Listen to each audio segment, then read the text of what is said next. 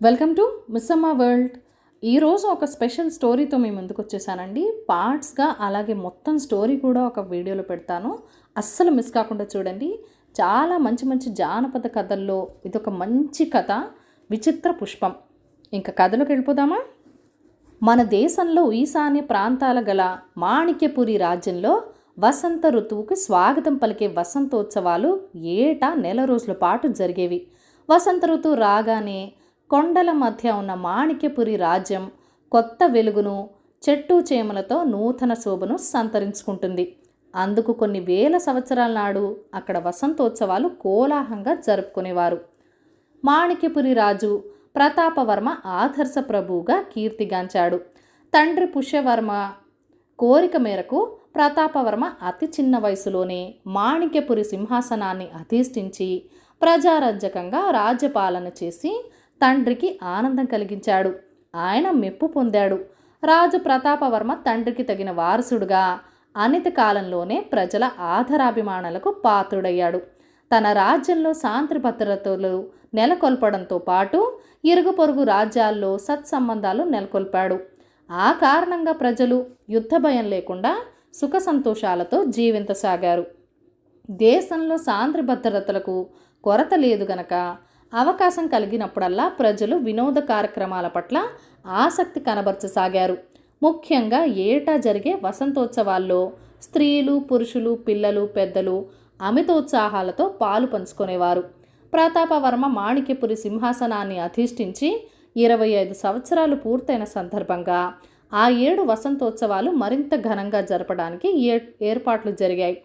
కేవలం క్రీడల పోటీలే కాకుండా సంగీతం, సాహిత్యం, నాట్యం, చిత్రకళ మొదలైన లలిత కళలన్నింటిలోనూ పోటీలు ఏర్పాటు చేశారు. ప్రత్యేక అంశగా కవులు, పండితులు పాల్గొనే పండిత సదస్సుకు కూడా ఏర్పాటు చేశారు. ఈ ఉత్సవాల్లో పాలు పంచుకోవటానికి ఇరుగు పొరుగు రాజ్యాల్లోని క్రీడాకారులు, కళాకారులు, పండితులకు, కవులకు కూడా ఆహ్వానాలు పంపారు. మొదట ఆటల పోటీలు ప్రారంభమయ్యాయి. ఆ పోటీలలో మొదటి నుంచి ఒక కొండ జాతి యువకుడు ఎక్కువ పోటీలలో విజయం సాధించి అందరి దృష్టిని ఆకర్షించాడు. మొదట మల్ల యుద్ధంలో సునాయాసంగా గెలుపొందాడు. ఆ తర్వాత వేముకర్రలతో ఆడే కుంజే ఆటలోనూ అతడే గెలుపొందాడు. ఆ సంవత్సరం కొత్తగా ఒక క్రీడా పోటీని ప్రవేశపెట్టారు. ఒక దృఢమైన ఎండు కొబ్బరికాయను నేల మీద వేసి గుర్రం మీద వస్తూ చేతిలోని కర్రతో బంతి లాంటి ఆ కొబ్బరికాయను కొట్టాలి. ఆ ఆట పేరు లక్పి. ఆ నూతన క్రీడా పోటీలోనూ ఆ యువకుడు తన బృందానికి నాయకత్వం వహించి అతి లాఘవంగా గుర్రం మీద స్వారీ చేస్తూ ఎంతో నేర్పుతో బంతిని కొట్టి విజయం సాధించాడు. దానిని చూసిన వాళ్ళు హర్షధ్వానాలు చేశారు. క్రీడా పోటీలు పూర్తయ్యాక బహుమతి ప్రదానోత్సవం జరిగింది. రాజు ప్రతాపవర్మ స్వయంగా వచ్చి గెలుపొందిన వారికి బహుమతులు అందజేశాడు. ఎక్కువ బహుమతులు అందుకున్న ఆ కొండ జాతి యువకుడికేసి ఆప్యాయంగా చూస్తూ, నీ పేరేమిటి అని అడిగాడు. నా పేరు ఉత్తంగుడు ప్రభు అని అతడు వినయంగా సమాధానం చెప్పి తల వెనక్కి తిప్పి తనతో వచ్చిన మిత్ర బృందాన్ని రాజుకు చూపుతూ, వీళ్ళందరూ నాతో వచ్చిన మిత్రులు. మేము శృంగాయి కొండల్లో ఉత్తంగ తెగకు చెందిన వాళ్ళం. ప్రభు, తమ రాజ్యంలో జరిగే ఈ పోటీలలో ఈ సంవత్సరమే మొట్టమొదటిసారిగా పాల్గొన్నాము అన్నాడు. రాజు మందహాసం చేశాడు. ఉత్తంగుడు వెనక్కి తిరిగి తన మిత్రులొకడి చేతిలో పుష్పగుచ్చాన్ని తీసుకుని చకచకా మెట్లెక్కి వేదిక మీదున్న యువరాణి ప్రియంవదను సమీపించి ఆమెకు నమస్కరించి తమకు పుష్పాలంటే చాలా ఇష్టమని తెలిసింది. ఇవి మా ప్రాంతాల్లో పూచిన అపూర్వమైన పుష్పాలు. దయతో స్వీకరించండి అంటూ పుష్పగుచ్చాన్ని అందించి వేదిక నుంచి కిందకి దిగి వెళ్ళాడు. యువరాణి ప్రియంవద పుష్పగుచ్చాన్ని చిరునవ్వుతో తీసుకుని ఆ పువ్వులను ఆనందంగా చూసి తండ్రి వైపు తిరిగి, నాన్న, ఇంతటి అందమైన పుష్పాలను ఇంతకు ముందెన్నడూ చూడలేదు. ఈ పూలు పూచే మొక్కలు మన ఉద్యానవనంలో కూడా లేవు అన్నది. అవునన్నట్టు రాజు తల పంకించాడు. కొంతసేపటికి బహుమతి ప్రదానోత్సవం ముగిసింది. అప్పుడు రాజు ప్రజలను ఉద్దేశించి ఇలా అన్నాడు. ప్రియమైన ప్రజలారా, ఈ ఏడు వసంతోత్సవాలు ఇంత ఘనంగా నిర్వహించినందుకు నాకెంతో ఆనందంగా ఉన్నది. ముఖ్యంగా మీరు నిర్వహించిన క్రీడా పోటీలు ప్రశంసించదగినవి. వాటిలో పాల్గొన్న కొండ జాతి యువకులు ప్రదర్శించిన నేర్పు, వాళ్ళ నాయకుడు ఉత్తంగుడు చూపిన నైపుణ్యం కొనియాడదగినవి. అందుకు ఈ సంవత్సరం ప్రారంభించిన నూతన క్రీడలకు ఈ కొండ జాతి ప్రజలు నివసించే సుంగాయ్ ప్రాంతం పేరు మీదుగా మాయ్ క్రీడ అని నామకరణం చేస్తున్నాను.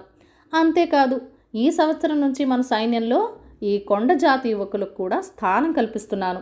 రేపు వసంతోత్సవం ఆఖరి రోజు గనక ప్రతి ఏడులాగే రేపు కూడా రాజప్రసాదం తలుపులు తెరిచే ఉంటాయి.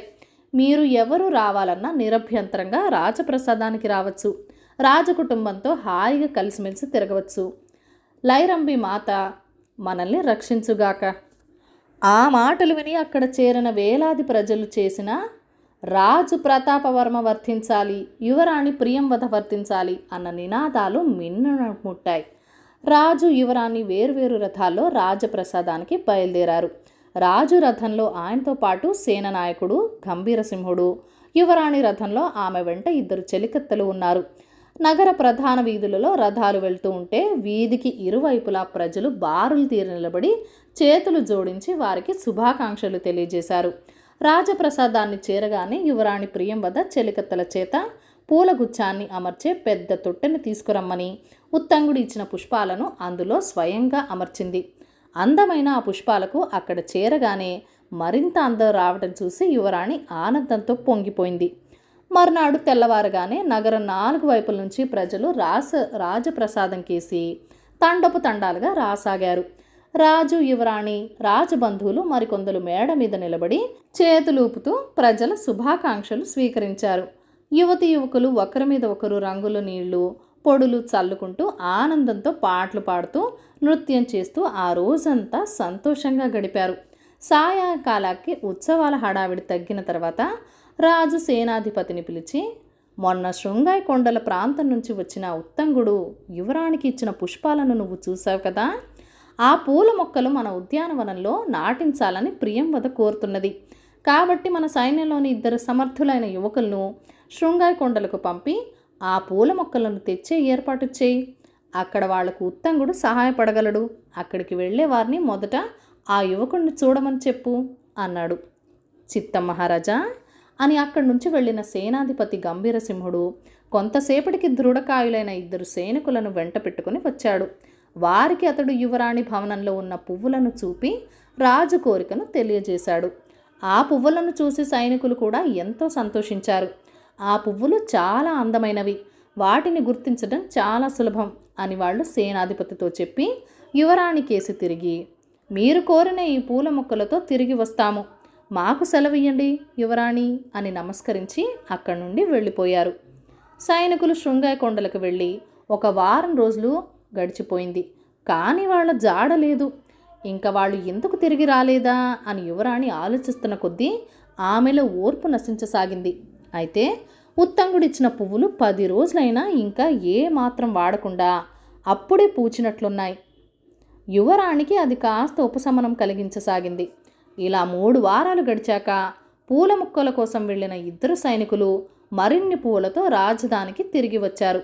సేనాధిపతి గంభీరసింహుడు వారిద్దరిని వెంట పెట్టుకొని రాజప్రసాదానికి వెళ్ళాడు. అక్కడ రాజు, యువరాణి వాళ్ళ రాక కోసం ఎదురు చూస్తున్నారు.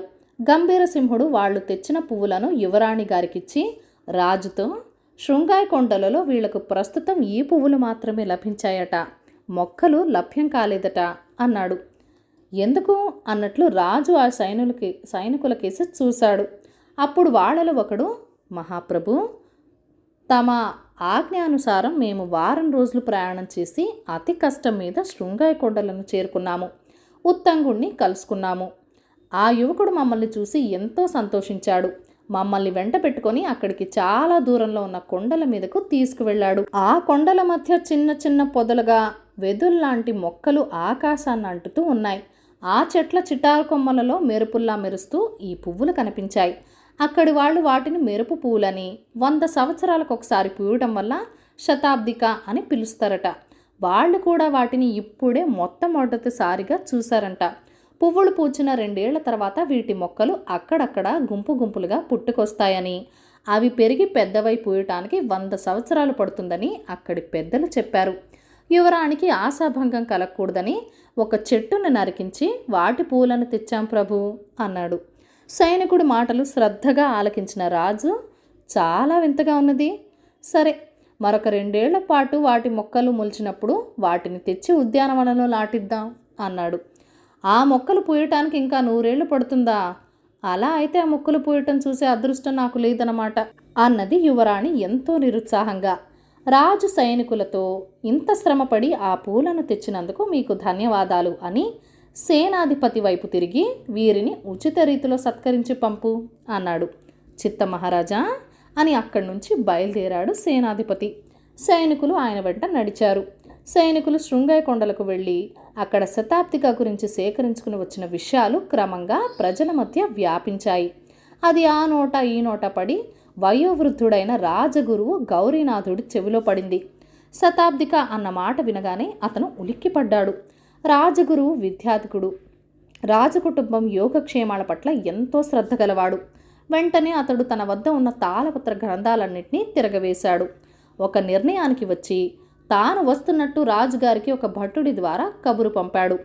రాజగురువు వస్తున్నాడన్న వార్త వినగానే రాజు ఆ అపరాత్రి వేళ ఆయన రావటానికి కారణం ఏమై ఉంటుందా అని ఆలోచిస్తూ ఆయన రాక కోసం ఎదురు చూడసాగాడు.